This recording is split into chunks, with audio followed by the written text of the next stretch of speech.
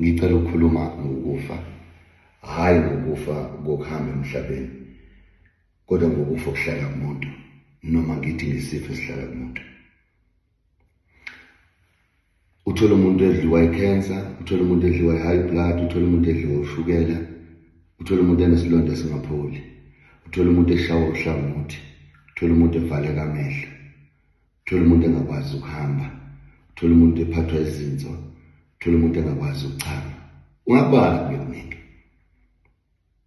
Afika umuntu kadokotela, umbuzo oqala ingane encane esebenza lapha ezokusheka u-high blood noshukela izothi, hawu, ubani emndenini ohambe nesifo esiwukuthi isiphethe ngaleso sikhathi imphumela, bese uthwena ngazi. Lalela-ke mntakama, uzothi udokotela mase ephenqa amaphepha bese ethi udliwa ukuthi nokuthi nokuthi nokuthi nokuthi.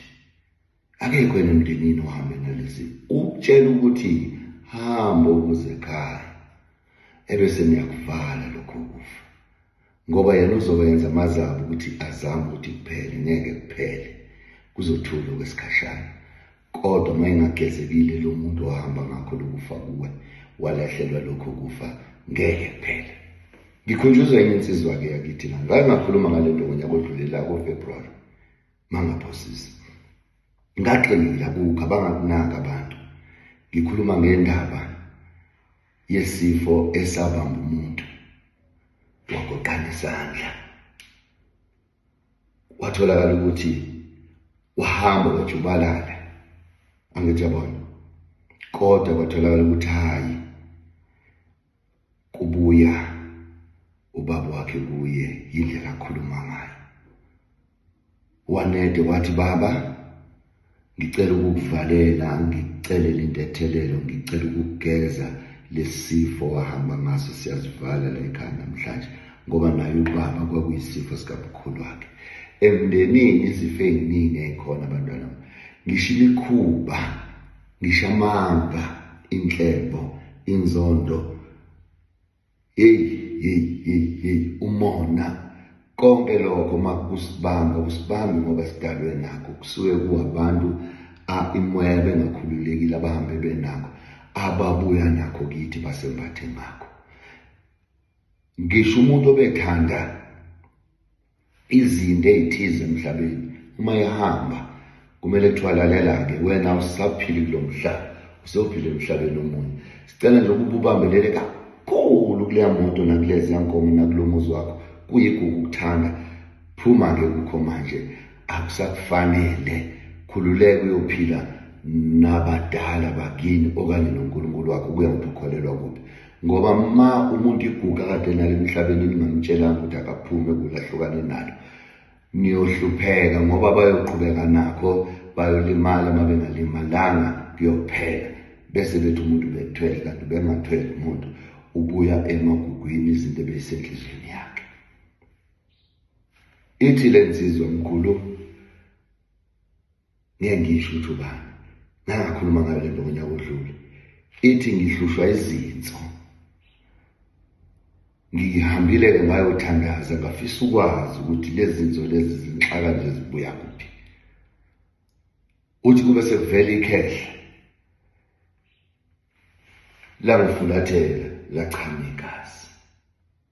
Ngathi mina ngonyaka odlule, ngathi mina kuyenzeka komkhulu bethu babeshayana ngamalumba amabi, ethi uyachama bathatha umchamo wakhe bewukhanda, ethi uyahamba phansi bathatha iy'nyawo zakhe, ama-footstep bayowakhanda, behambe bebole iy'nyawo, behambe bevale ukuchama.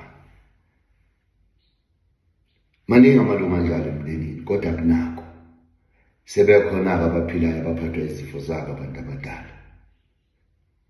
Le nsizwa ididekile, ithi ngicela ukubuza-ke baba ukuthi le nto singayenza njani, phela ngibizwa nangekhehla, ngithi uyabona nawe nolezi zimhlophe. Bantu abakama, ngizokhuluma into engenake kuyo, kodwa ngeke bayizwe kahle abantu. Uma kunesalukwazi ekhaya esahamba siphingile, uma ningasivalelanga ukuphinga kwazi, nakanjani kubazukulu, abantwana bazozalwa abantwana bakhe, kukhona ozokwenza lokho esasikwenza. uma kunekhehlela lihlupha lichitha amadustbin wabantu lingalali lenza yonke nakanjani kubazukulu bakhe, ukhona uzokwenza njalo ngoba lokuya umuntu mayehamba emhlabeni ngomthandazo. Manikholelwe emthandazweni, mase kuthandaza uyatshelwa kuthiwa lalela-ke sicela-ke manje ngegama lalokholelwa kuye ukuyeka ukuthi ungaphinde ubambelele kukho. Uma nikholelwe edlozini, nithathe imbuzi niyibike, nimcele ukuthi lahla amagugu akho, lahla imikhuba yakho, lahla iy'nto zakho, ngoba uma ningakwenzanga kuyonakala. Yingakho uzothola ukuthi uma kufika izangoma, angisazi noma kuyenziwa ngangakubona, zonke izinto zomuntu uyihamba naye. Angazi noma kusenziwa yini, kodwa uma kungenzekanga kuhleli kuzomfuna lapho kuzongena khona. Magama maningi kodwa athi siyakwazi masiphila emhlabeni ukunikelela, sithandazela abantu abaphilayo. Njengoba sibona sihlupheka ingoba sihlala nabantu abambethwe abantu ababe izinto ey'thize, singakunaki thina ukubalungisela, silinde ukuthi bahambe emhlabeni ukuze sibalungisele. Uma sifisa ukuphila kahle, mboneni umuntu ekhaya oyizambane elibolisa wonke amazambane, nihlale iy'thondo kuye nimlungisele, ephila nithathe imbuzi nimbike ukuthi hayi sihlele umuntu onje, sicela niqede lo ohamba enje. Sicela namhlanje ukuthi simvalele lokho, simgezele lokho, agezeke ubani. Amen. uNkulunkulu abusise nikuzwile.